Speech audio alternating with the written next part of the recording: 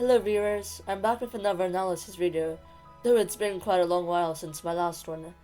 This time I'll be examining another controversial cat, the not from Maple Shade's Vengeance this time. My focus will be Curlfeather from A Starless Clan, which is the most recent arc, and one of our protagonist's mothers. The next book, Wind, will be coming out soon, on the 2nd of April, so I just want to wrap up what we know so far in this analysis of her character. Between her shenanigans revealed in Thunder, contrasted with her motherly attitude in River, it's led to Frostpaw and some readers to wonder if she really did care for Frostpaw, or she just saw her as nothing more than a cog in her plan.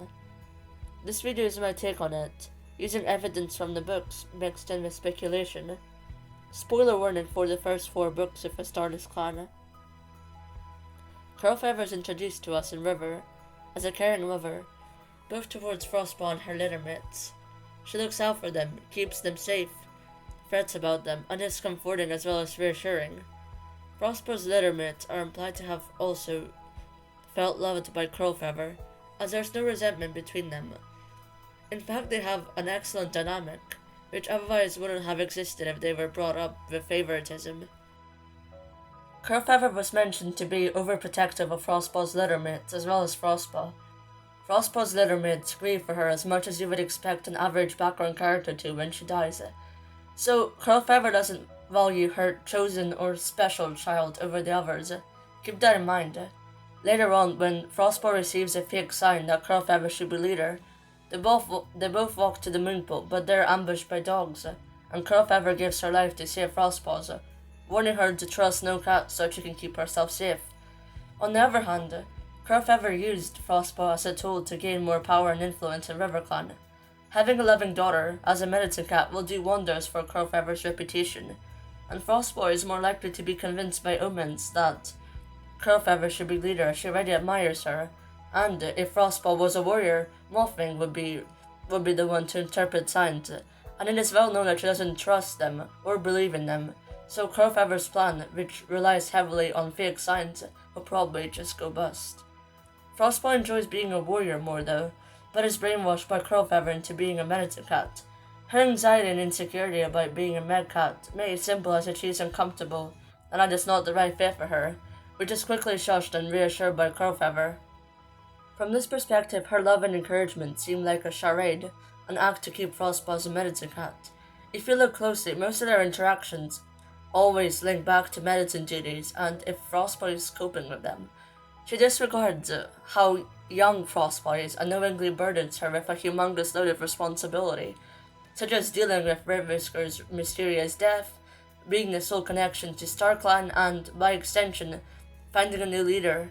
However, it was more just bad luck because Curlfeather didn't have anything to do with Misty Star's death. Riverstar appears in Thunder, and I'm inclined to take what he says at face value, as StarClan just knows everything, because of their judging system as shown in Curlfeather's Hope, and they can access your memories. He mentions that Curlfeather knew the consequences of her actions, and that's why she's in the Dark Forest. Being in the Dark Forest means that her and Frostpaw will likely be separated for eternity. She knew she'd never see her daughter again, or her other children, but went through with her plan anyway. She traumatized Frostpaw deeply. She's just so lost in Thunder. The knowledge of her mother's betrayal flips Frostpaw's world upside down. She needs a moon of therapy and living with the park cats to become strong enough to face this knowledge, and it still shatters her, not because she's weak, she's actually really strong, but because her mother was the closest person in her entire life. The implication that her mother might have just seen her as a tool and not actually loved her is absolutely world-breaking for Frostpaw. However, I don't believe that it's the whole story. I believe she did love Frostpaw and she tried to make improvements to RiverClan so that Frostpaw and her other kids will have a better life. And she was going to do this by becoming leader. Though she fought and killed and manipulated to become leader of RiverClan, this clearly wasn't the end goal, and didn't seem to be for the purpose of personal gain either. Curlfeather's sacrifice meant she ruined her own chances of becoming leader, and she still communicated to Frostpaw via dreams after she died, posing as a StarClan cat, though it wouldn't give Curlfeather any benefit. After all, she's dead. It wasn't out of any loyalty to Splashtail either. The last bit of loyalty in their already contemptuous partnership died when Splashtail lured over the dogs that killed her. So when she said to look beyond the obvious choices, she probably wasn't talking about Splashtail, but she couldn't give any more information because Cat visions are just annoyingly vague most times. So why does she still want to meddle in RiverClan's affairs? I'll speculate, as it is a can of worms not opened yet, but there is some circumstantial evidence that gives us two possible scenarios. Another piece of evidence is that the RiverClan cats were shown to be meeting with Berryheart, who had a plan to bring back the old code. Finally, Curlfeather being in the Dark Forest is indicative of her being against StarClan, as their atrocious justice system prioritizes liking StarClan over any crimes you've committed. For example, just look at Ashfur. Curlfeather could believe that the code changes were harming Frostpaw, her kids, and by extension, RiverClan. She lived for Darktail after all, so it might have left her with xenophobia. Alternatively, she might have just been dissatisfied with the state of RiverClan, specifically Misty Star, as she exiled her closest friend Wolfman after years of trust, as well as good warriors Icewing and Hairlight, for fighting against RiverClan even though they took the right side in the imposter conflict. She even refused to attend the vigil for former warriors. Misty Star is stubborn and refuses to change. It is a terrible quality that keeps RiverClan behind. Curlfeather could observe this and worry about her son and successor Reed Whisker, so she takes matters into her own hands, or should I say, pause.